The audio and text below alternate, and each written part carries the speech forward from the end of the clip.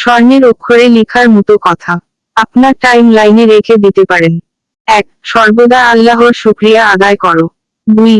চেষ্টা করো সারা জীবনে কেউ যেন তোমার অভিযোগ অন্য কারো কাছে না করে, আল্লাহর কাছে কখনোই না। 3.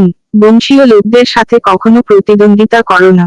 ক্ষতি হলে মেনে নিও, তবে বিরোধিতা করো না, পরে ভালো ফল পাবে। 4.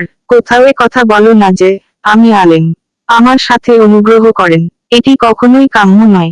চেষ্টা করো দিনদারি হয়ে চলার। 5. সর্বোত্তম দস্তরখান হলো নিজ ঘরের দস্তরখান, যে রিজিক পাবে তাই রাজার হালে খাবে। 6. আল্লাহ ব্যতীত অন্য কারো থেকে আশা করো না। 7. প্রত্যেক আগামী দিনে পরিশ্রম বৃদ্ধি করো। 8. মিথ্যশালী ও অহংকারী ব্যক্তি থেকে দূরে থাকাই শ্রেয়। 9. প্রতিদিন সকালে কিছু দান খয়রাত করো, আর সন্ধ্যায় ইস্তেগফার পাঠ করার অভ্যাস করো। 10. নিজের কথার মাঝে মিষ্টতা তৈরি করো। 11. উচ্চস্বরে কথা বলো না, এমনকি ছোট বাচ্চাদের সাথেও নয়। 12. যে জায়গা থেকে তোমার রিজিকের ব্যবস্থা হচ্ছে সে জায়গাকে মনেপ্রাণে ভালোবাসো, যেমন সম্মান করবে তেমন রিজিক বৃদ্ধি পাবে। 13. চেষ্টা করো সারা জীবনে সফল মানুষদের সাথে ওঠাবসা করবে, একদিন তুমিও তাদের অন্তর্ভুক্ত হবে।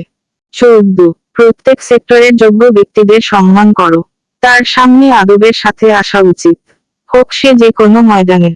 15. পিতা মাতা, শিক্ষক ও আত্মীয় স্বজনদের সাথে যেমন উত্তম আচরণ করবে তেমন রিজিক বৃদ্ধি পাবে।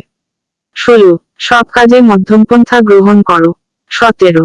জনসাধারণের সাথে সম্পর্ক রেখো, তাদের থেকে অনেক কিছু শেখা যায়। 18. একজনের অভিযোগ অন্যের কাছে না করা, অভিযোগকারীকে আমাদের নবী করিম সাল্লাল্লাহু আলাইহি ওয়াসাল্লাম অপছন্দ করতেন। 19. সব কথা ইতিবাচকভাবে উপস্থাপন করো, এর দ্বারা অনেক সমস্যার সমাধান হয়। 20. বড়দের বৈঠকে চুপ থেকো,